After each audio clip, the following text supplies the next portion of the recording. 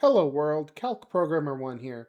Today I wanted to talk about a new project I'm working on, as well as give a little bit of a status update on what's coming up in OpenRGB.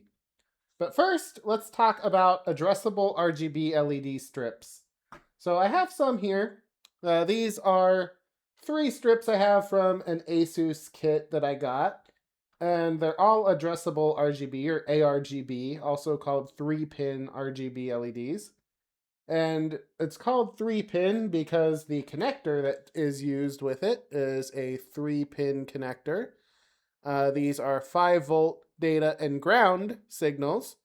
And this would plug into either your motherboard's built-in RGB controller on an RGB header or an external RGB controller like this ARGB controller, which has 16 independent ARGB ports and is controlled by USB. It's connected to my laptop running OpenRGB. And as we can see on the laptop, I have channel B1 configured with 15 LEDs. So the thing with addressable RGB is that you can change the number of LEDs being sent out per port. So that's called resizing. And we can see I've entered a size of 15. And so this is going to control 15 LEDs. So these smaller strips are 15 each, and this longer one is 30. So let's start by plugging in one of these 15 LED strips. So we're going to connect this to the controller, and then we'll connect our first LED strip. And it lights up, and the pattern that OpenRGB is generating is showing up on the LED strip. So that is pretty self-explanatory. So the 15 LEDs are coming out of this port, being sent as a single data stream out the data pin, and it's going into the first LED. So all 15 LEDs worth of data goes into the first LED. It consumes the first LED's worth of color data to light itself up and passes the rest on. So this one would consume 14 LEDs worth of data, take one and pass it on, and so on until this one takes the last data and there's no more data left because it is the last one. That's how these work. It's called daisy chaining. So each LED is wired in a chain to the LED next to it. And that is why it has an output port on the other side. So this last LED, its data comes in from the LED before it, and then its output passes out into this connector. And so if we connect another LED strip onto it, this would be called daisy chaining the strips together. Right now, we only are sending 15 LEDs worth of data. So this last LED has no more data to send on down the strip to light up these extra LEDs. But we can change that. We can go into OpenRGB, edit zone, change 15 to 30, and then when we click OK, our second strip should light up. So let's go ahead and do that. Let's click OK. And now it is sending out 30 LEDs worth of data, and so that's filling the whole strip. Likewise, we can connect this additional 30 LEDs onto the end of this to daisy chain multiple strips together. And because we're filling up all 30 here, it doesn't light up, but we can resize again and change this to 60. And when we do that, now all 60 are lit. So that is how daisy chaining works, and that is kind of the principle behind addressable RGB LEDs. So let's take a look at something else then. Move this out of the way for now and bring in these RGB LED fans. Now, these are just some LED fans. These are actually Nolly LED fans, and they actually sent these to me for OpenRGB. And they're really nice fans, and they actually are daisy chainable by just connecting them directly together. But the thing I wanted to point out and then look at in this video is this. This is a common sight on a lot of RGB fans, RGB strips, coolers, and other ARGB components that you would put in your computer. It is on one side the plug that plugs into your motherboard. This is just a regular ARGB connector. But then also is this. And if we take off the protective cap, it is another ARGB connector. And this one is designed for daisy chaining another fan or LED strip onto the first one. So we can take the first fan, we can plug the second fan into it, and now we have two fans connected to one port, and then we can plug that into our controller, and both fans light up. But the thing is, I know for a fact each one of these fans has 26 LEDs in them. So together, this would be 52 LEDs. So let's resize our zone to 26. That would just be one fan's worth of data. And if we remember from the strip, when we had 15, only the first 15 lit, and then the next ones did not. So if I put 26, we should see only one fan light up, right? No, they both do. And the reason is because this is actually just a splitter and not properly daisy chaining the signal. So what it's doing is the same signal that's coming out of this connector, which is only 26 LEDs worth of data, is being sent down this wire to one fan, as well as being sent down this wire to the other fan.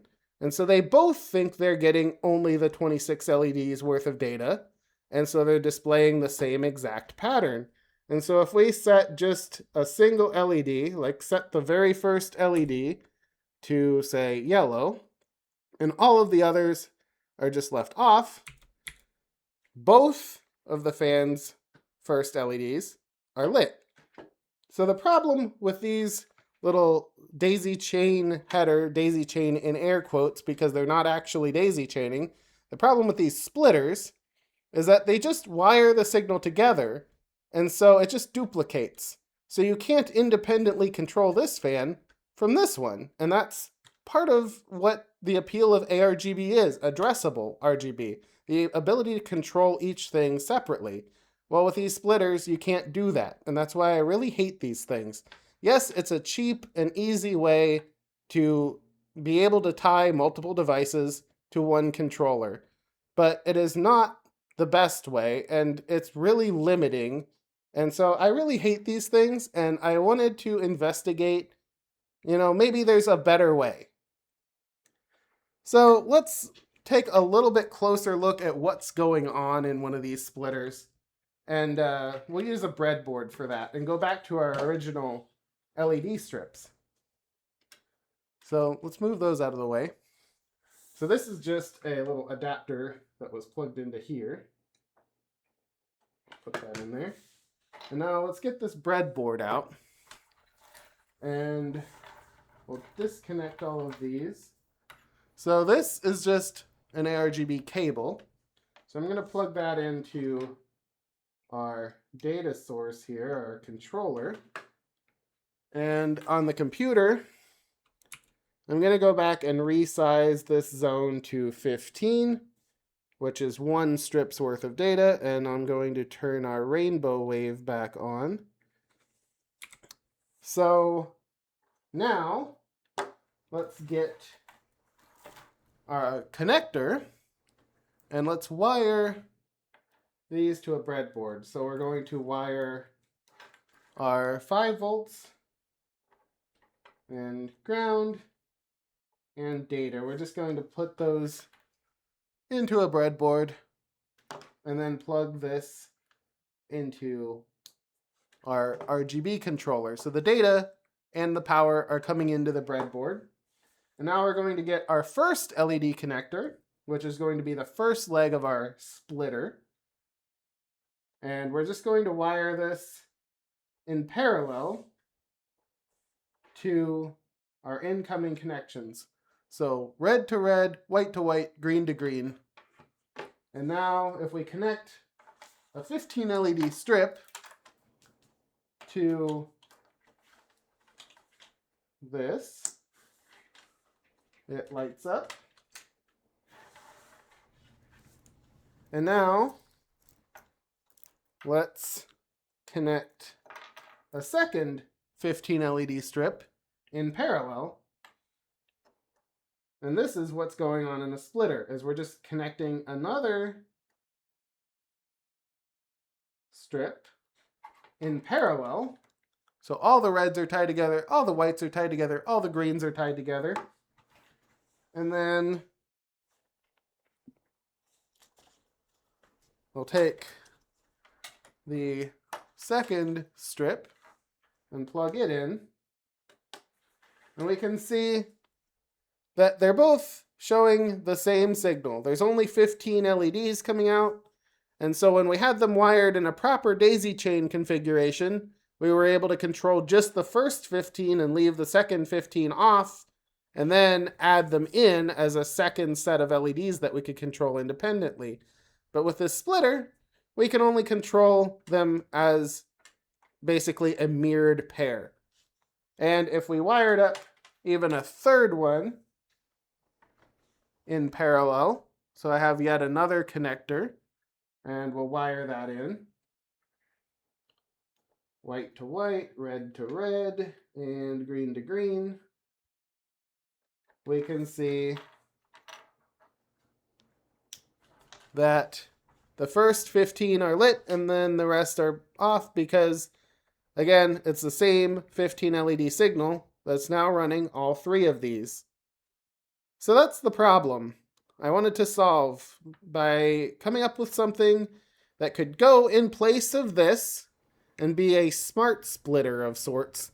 Basically, have the controller send enough data to fill each LED independently, so in this case 60 LEDs total, but then put something on the breadboard that would take the first 15 LEDs from the data signal and send them to the first strip, and then take the second set of 15, send them to the second strip, and then take the third set of, actually 30 in this case, and send them to the third strip. And I wanted it to be configurable so that each output could be given a different number of LEDs, so that you could attach whatever you wanted to all three output channels, control them all individually, but still only use one ARGB header on your motherboard, because even though something like this AirGoo has plenty of ports to go around, most motherboards that have a built-in ARGB controller only have like 1 to 3 headers on them. And that's not enough if you have a whole bunch of RGB fans, a cooler, maybe a GPU bracket, some case lights, a bunch of other accessories. You might have them all tied into just a basic ARGB hub, which is no more than what we're doing here. It's just a splitter. The same signal goes out to everything. But what if you could replace that with a smart splitter? So the ideas I've had in the past for this were to use an ATtiny2313 microcontroller to try to read the data signal. But the data signal is actually really fast. It's like 800 kilohertz, and the timings on that protocol are very tight. And so reading it with a low power microcontroller turned out to be a little bit too much to ask. Then I tried doing discrete logic, where I wired up some like timer chips and like a binary comparator chip and tried to make that work. I could never get that to work. And so I put the project on the shelf for a while, thinking maybe I'd come back and revisit it later. Maybe it would need something like an FPGA or some advanced logic to do it properly. But recently, I bought a new CPU cooler that had 2 ARGB fans and 2 built-in ARGB header or light strips in the towers, and they were all tied together to one header, and so all of them were not individually controllable, and that upset me because this thing, I wanted it because it would be like 50-something LEDs all individually controllable. That would be really neat. But no, they're not all individually controllable. They're tied to a 4-way splitter. So I wanted to revisit the idea of a smart splitter. And the thing that I decided to attempt it with this time is the Raspberry Pi Pico, or RP2040 microcontroller. I don't know if this will focus, but yeah, it's a Raspberry Pi Pico. And actually, I also got this RP2040 Zero board, which is just a RP2040 on a smaller breakout board. And the interesting thing is that these have what's called PIO, or Programmable Input Output ports. And those are basically very high speed, very basic programmable ports where you can write very simple code in assembly language that can do things like read a pin, output to a pin, shift data in, shift data out. And so I thought maybe I could use those PIO ports to um, come up with a scheme for splitting an ARGB signal. So this is the project that I came up with and have uploaded to my GitLab. It's not the most creatively named, but it's called RP2040 ARGB Splitter, or Raspberry Pi RP2040/Pico ARGB WS2812 Smart Splitter. Not the most creative name, yes, I know. But basically, it is a smart splitter. So what I've drawn out here is kind of an example of a basic or dumb splitter, which is just a wire. So the green wire would be the data signal, and it's just duplicated into all the strips, and all the LEDs are the same color.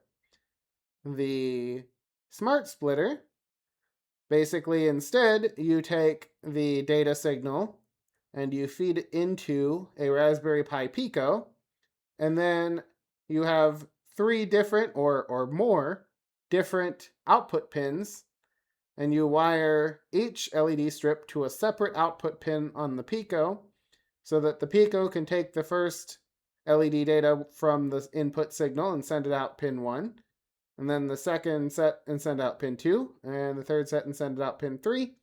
So on this diagram, I actually drew it skipping pin 1, so it's actually GPIOs 2, 3, and 4. And then I revised the code to actually go back to using 1, 2, and 3 because I want to use the RP2040 Zero board instead. So, and then I also upgraded it to actually have 8 separate outputs. So it actually outputs up to 8 channels on GPIOs 1 through 8, with GPIO 0 being the input. So we can look at the code here real quick. And basically, in this section here is pin configuration. And that tells you which pins it's going to output the signals on, which are 1 through 8. GPIO 0, of course, was being used to input signal. Then also GPIO 10 is reserved as a flag signal used internally, so we're not going to touch GPIO 10. And then down here, this is where you define the channel LED counts. So I have them all set to 15. So basically that means 15 LEDs for port 1, 15 for 2, 15 for 3, and so on. And these are configurable. So in the case where I have 2 15 LED strips and 1 30 LED strip, and then I don't care about the rest, I could set 15, 15, and 30, and then the rest I could just leave it whatever, because the data after the 60 LEDs I don't care about. So I have this, let me open it up, and we can go in here and I'm going to edit that. So 15, 15, and 30. And then we can open up a terminal. I'm actually going to remove my existing build so that we can build it fresh. So I've cloned down the Git repo, and then all I've done is changed this 15 to a 30 because we want to do 15 on channel 1 15 on channel 2, and 30 on channel 3. That's basically all of our changes here. So I'm going to make dir build, and cd into build. And then I already have the Pico SDK installed on Arch Linux using the R package. So I have to do export Pico SDK path equals /user share Pico SDK, I think. This is distro specific. That's going to change based on which Linux distro you're using, or if you're using Windows. Follow the Pico SDK build instructions. Then we're going to do cmake and then ... because we're going up a directory. That's going to download some stuff, and then we'll just do make j16, and that will compile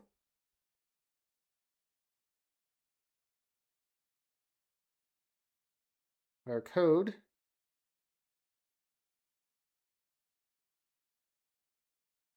Hopefully.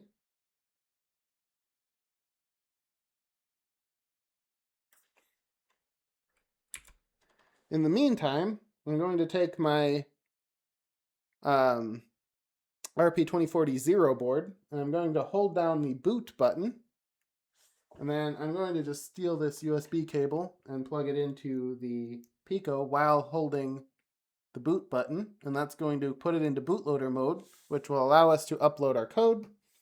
And now on the computer, I can go to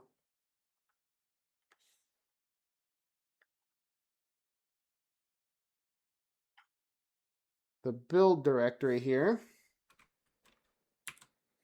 and we have our .uf2 file. That's basically the output of our build. That's the compiled binary. Let's go ahead and copy that. So Control-C. We're going to go to our Raspberry Pi RP2 device. That is our Pico in bootloader mode. And Control-V to paste it. Now the Raspberry Pi has been disconnected, which means it has rebooted into, well, basically it's finished loading the code. So now I'm going to disconnect that and not drop it, but put it into the breadboard. Like so. And now on this Pico board, this pin up here is 0. So 0, 1, 2, 3, 4, 5, 6, 7, 8, all down this side. So we really only care about the pins on this side, and then over here is power. So for our input side, where's our input connector? That's this one. So this is coming from our ARGB controller. I'm going to put 5 volts and ground into our power rails on the breadboard. So plus and minus here. So that's plus and minus going into our positive and negative rails. And then the data signal, this is the input coming from the ARGB controller. This will go into GPIO 0. So let's connect that to pin 0. Breadboard's a little worn out. Okay, so pin 0 is connected. Now let's get our first output. So this is an output connector to go to an LED strip. We're going to wire the power, which is the red and white wires, to our power rail on our breadboard, same as before. So we'll put those here. So red and white paired up with red and white, they're all in parallel. And then our green, in this case, is our first output. So that's going to connect to GPIO 1. So let's plug that into pin 1 on the Pico, or in this case, RP2040 zero board. You could also use the Pico itself. You'd just be using the GPIO pins over here, which are labeled. The first is 0, 1, and I think there's a ground pin in between 1 and 2, and then down this side. So you'd have to look up the pin out of the Pico. Is it printed on the back? Actually, it is printed on the back. So if you're using an actual official Pico, look at the GPIO pinout on the back or look up a pinout online. If you're using an RP2040, the pins are printed on the front. And then do the same for the other two connectors. So red and white are going to connect to power.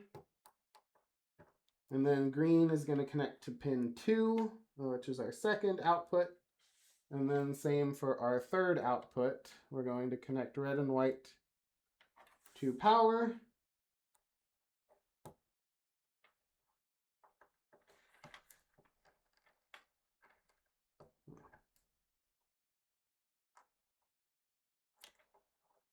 And then green is going to go to GPIO 3.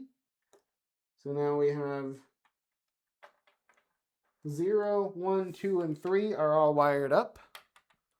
Now the last thing we need to do is provide power to the Pi itself, because we've tied all of the LED strip powers together, but not the Pi. So we're going to take a ground wire, in this case I'll use a black wire, connect it to the negative or ground side of the breadboard, and then find the ground pin on the Pico, which is the second pin on this side, and connect that to ground. So that's the ground connection. And then same for the 5-volt input power connection for the Pico, which is actually the first pin on this side. I'm using an orange wire because I was out of red. And then I'm going to connect that to the red side of the breadboard so that the Pico, so we have the 5-volt is orange, the ground is black, and then they are connected over here to orange and black. Are pins 1 and 2 on this side, 5 volts and ground. On the actual Pico, again, you would have to look on the back to figure out which one is, I think it's V-bus. V-bus is the label on Pico for the power input. That would be like the USB 5-volt bus power. And then ground is just the GND. So there are pins on here to wire up the power input. So again, reference a pinout diagram for the Pico if you're using a Pico. And that completes the wiring of this thing. I'm going to plug our ARGB controller back into USB so that we can control it. Let's go back to OpenRGB and make sure that's still going. There we go. So it is sending out a rainbow pattern. So we will plug the input side of this to our controller. And now the first channel, which is the one connected to GPIO 1. So this is our first output channel from the Pico splitter. Let's hook up a 15 LED strip. And as you can see, our first 15 LEDs, which we are only sending 15 LEDs at the moment, are showing up on the first channel as expected. And now the second channel, we also programmed to be 15.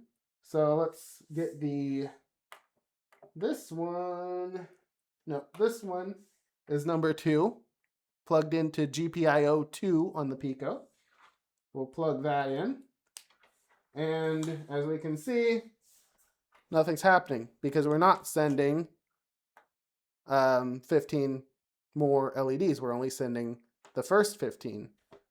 And now let's also go ahead and just plug in this one on port 3, just to show that they're all connected, and kind of move this into a position where we can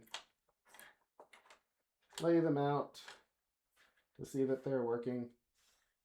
Now, it's doing what we expect actually, because we're only sending 15 LEDs, and it is trying to look for 60 LEDs. It's putting the 15 out on this one, the second 15 out on this one, and then the following 30 out on this one. But we're only sending 15, so the rest are all 0 or off, which makes sense. So let's go ahead and select channel B1 and resize it from 15 to 30. And now we can see that we have 2 LED strips lit. Now, the problem with this rainbow effect is that it's actually very repetitive, and so it looks like they are displaying the same thing, but we can actually stop the rainbow effect. And let's apply that and select just the first 5 LEDs. So I've selected the first 5 LEDs, and let's set them to red. And as we can see, only the first 5 on the first strip are lit. Now let's select the second 5 and make them green. The third 5 are blue. And now let's do the fourth 5, yellow. And then the next 5, cyan. 5 more, magenta. And so we can see it is actually splitting one input, because there's only one connection to our ARGB controller. It's splitting that signal so that the first 15 are driving this strip, and the second 15 are driving this strip. These strips are not daisy chained because they're not connected at this end. They are parallel. But because the splitter is doing an intelligent split where it's taking the first 15, sending them to this, second 15, sending them to that, it has the same effect of daisy chaining. And so you're not losing controllability. And finally, we can go ahead and add 30 more by changing this to 60 and hit OK. And now it has set them all to, well, let's just set them all to black. And let's just select the first 15. I think that's 15. And we'll set those to red. Let's select the second 15 and set them to green. So that's the first 5. And now let's do 10 more. I think that's 10 more. Green. So that's the second strip is green. And now all the rest, the 30 that are left, let's set them all to blue.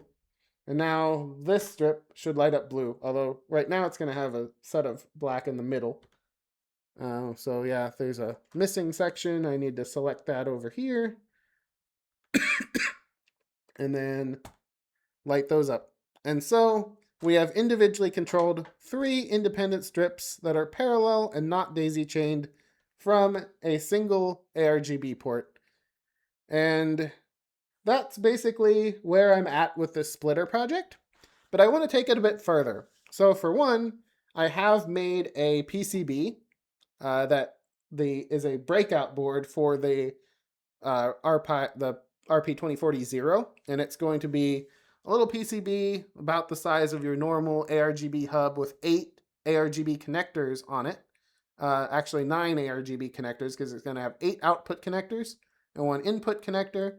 And so you can just plug your ARGB devices directly into it like you would a dedicated controller, but it's a splitter, but it's a smart splitter. The second thing is it still uses USB to configure it, because you have to go into the code and then you have to edit the data in the code. So you have to go in and configure, your channel LED count, set all this up, and then recompile the firmware and then load it to the Pi.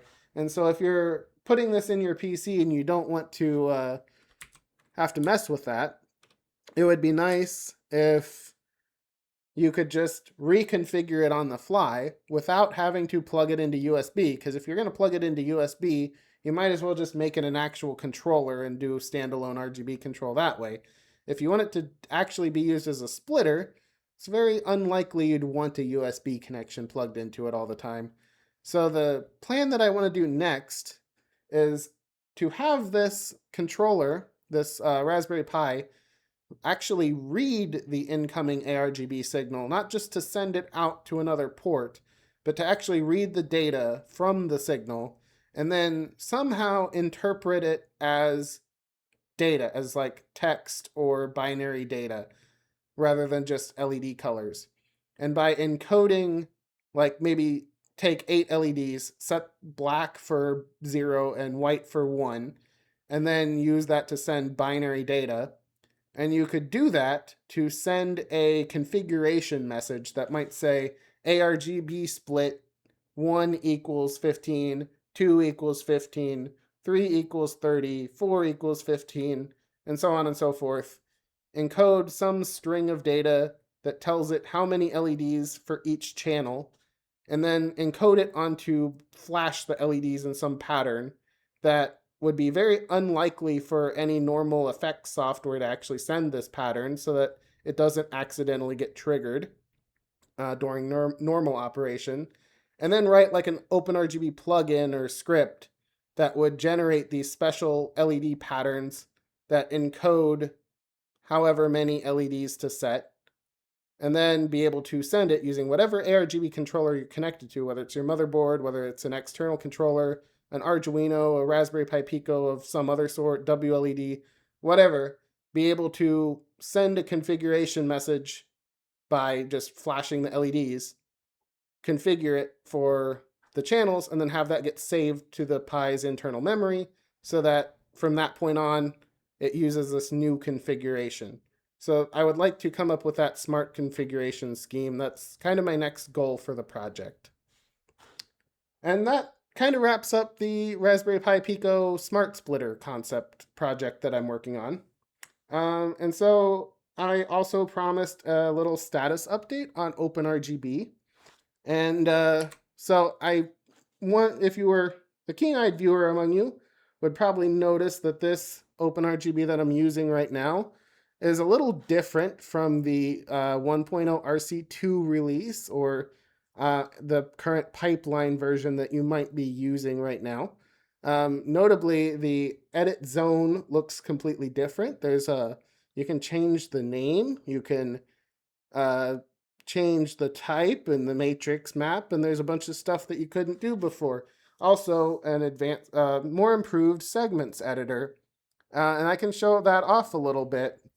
This is the new zone editor, and it is a feature designed specifically for ARGB controllers, so like 3-pin headers on motherboards or controllers like the Ergu or the Nolly, the Corsair lighting node, anything like that, where you have configurable devices connected to it, like 3-pin ARGB strips and fans and whatnot. And if you wanted to give this channel a name, like Pi Pico Splitter, I could type that in, and that would just, if I click OK, now this zone is called Pi Pico Splitter instead of channel B1. I can also change it from linear to like a matrix, or we're adding loop channels so that it can do a looping effect. This is more of just a hint to the effects engine to tell it which kind of pattern to generate for this channel. But with matrix, you could actually define it as a matrix. So this is 60 LEDs. So let's do like 6 times 10 would be 60. And then we can just do an auto-generate matrix where it'll just fill in the matrix for us based on some configurable patterns, where it will just fill in, 0, 1, 2, 3, 4, 5.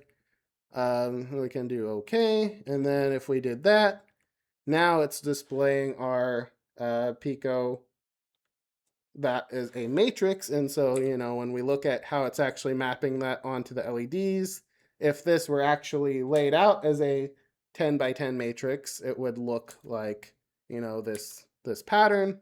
It doesn't, because this is just 3 strips, but the idea is that you can configure matrix layouts. You also can just reset the zone configuration, which will just put it back to defaults, which is really just clearing it right now. So let's go put that back to 60, and then we can look at the segments editor. So if we make this full screen, let's go ahead and add 3 segments. We'll call this Pico channel 1, Pico channel 2, and Pico channel 3, and we'll make this one 15, 15, and 30 to line up with the splitting we've done in the Pico side. And now it has created these as 3 separate segments. So we can pick the first segment and say red, and the second segment and say green, and the third segment and say blue, and then of course red, green, and blue. So that's lined up with our segments. And then whenever we do like an effect, it will fit the, it'll apply to the segments that way. And I think there's still some more work left to be done on the plugin side to properly handle segments perfectly, but that's still a work in progress. But that's the new zone editor. Also, you can make these matrix type, so segments can be also made a matrix. So you could make a, like, say a 3x5 matrix for our 15 LED segment, and that now is displaying as a matrix instead of as a line. So that's an option. That'll mean that you can do more advanced configuration for setting up like custom fan layouts and case layouts and things like that, without having to resort to the Visual Map plugin for basic stuff. The other thing, a big thing, is that the profile system has been vastly reworked. As you can see, the load profile button is gone, and it's now replaced with this active profile. And also you notice I've selected Rainbow Wave, which normally would be like an effects plugin. There used to be a thing up here where there was like a profile system in the plugin. Nope. Now your main OpenRGB profiles can save plugin stuff. So let's go ahead and just make a profile called red. And that's just like a basic profile. So we'll just save profile as red. But now we get the profile editor, which is entirely new. And the profile editor allows you to do a little bit more advanced things when it comes to editing a profile. So say for red, we could just select all of the currently selected devices, like these devices. So normally when you saved a profile in existing OpenRGB, all it would do is save the states of all the detected devices. So it would just save these. But with the new system, you can make a base color, which will apply to all devices connected, even ones that weren't there whenever you first saved the profile. So I can just make a base color and do FF0000, which is red. We're not going to select any saved device states because we just want to apply red to everything. And then also you can select the plugins. So if you wanted a plugin to save as part of your profile, which the only plugin that supports this right now is the effects plugin, but right now I just want to make a static red color, so we're not going to do any effects. So let's just do that and save that as red. And now if we select Rainbow Wave, that's one that does have the plugin. So whenever I selected Rainbow Wave, it actually created this Rainbow Wave effect and automatically started it. Basically the same as loading the effects plugin profiles from before, but now through the official like main profile system.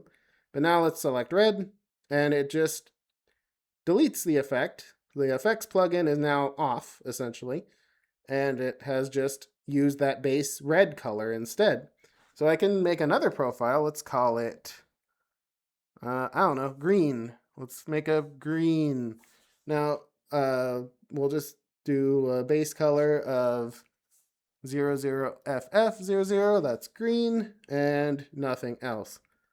Okay, so now if I select red, it's red, green, it's green, Rainbow Wave, it's Rainbow Wave. And then, okay, but what if I wanted to do another effects plugin profile? So let's do something like Visor. Visor's a cool effect. So let's select all, random. That'd be good. Let's turn the frame rate down. Maybe, if it will let me. to like 30 and start the effect. And that's the visor effect. Yeah, you can see the visor is going on the devices.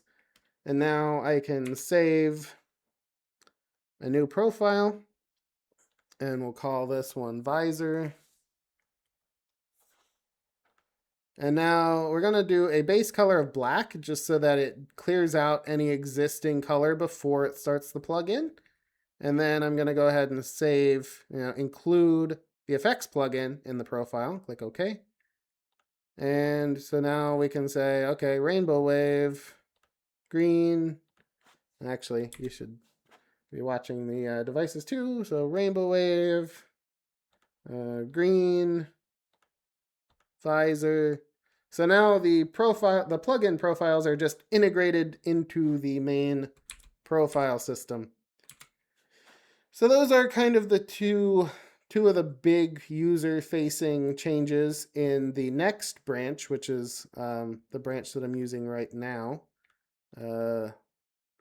Yeah, branch next. So next is the branch in Git where we work on kind of in development and not quite ready stuff. And next has a lot of changes in it right now that I'm holding up until they're done before merging them into master, which will eventually become OpenRGB 1.0. And the reason is we're also overhauling the protocol. It's SDK version 6. The current SDK version in master and in 1.0 RC2 was protocol version 5, plugin SDK 4. So both of these have been incremented. And that is a bit of a compatibility break, especially for the plugins. But this new plugin API and the new SDK version will allow us to use the client-server model a lot better. So on Windows, in order to have admin to use Pawn.io properly, we needed to make OpenRGB run as a background service for convenient use while still having admin access, essentially. And things that we made the background service, which just runs the SDK server in the background, but then settings like manually added devices and turning devices on and off and stuff like that doesn't sync between the client and the server, which is not a good system. So on the next branch with the new protocol, we do support syncing of settings, profiles, and things like that from the client to the server. If it's a local client, so the local client would be a client running on the same machine as the server. And that will allow some more advanced stuff. And then I also improved like having the set profile on open and exit. And because profiles are integrated with the plugins now, if you wanted to like do a set profile on open that is like the rainbow wave, you can do that and it'll just start up and run the rainbow wave.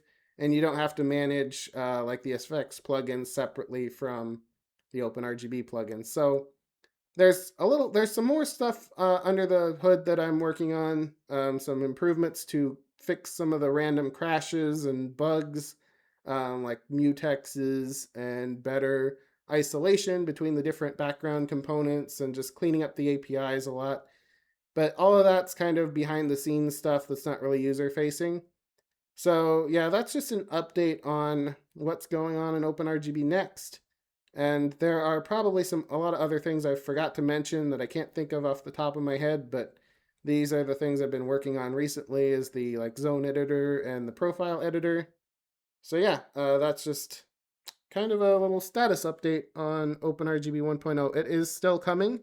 It's kind of been a lot of scope creep where we thought we were ready for 1.0 and then Pawn.io happened and the WinRing 0 being flagged as a virus thing happened and we needed to switch drivers and then needing to update from Qt5 to Qt6 and then just kind of decided, okay, well, while we're doing a bunch of rework, let's go ahead and fix up a lot of the user interface problems and back-end bugs and stuff like that. So I just wanted to kind of make a good clean slate for 1.0 and that's why it's kind of taking longer than expected. But changes are happening, and I'm quite happy with what I've worked on in the next branch. And feel free to test out the next branch if you want. Just know that it will change, it will break from version to version, and you'll probably have to go download plugins constantly to match the version of OpenRGB next that you're using, because each new build will probably break plugin compatibility with each other until APIs and the SDK are finalized, which they aren't yet. So with that, that's basically all I had to talk about in this video, and thanks for watching.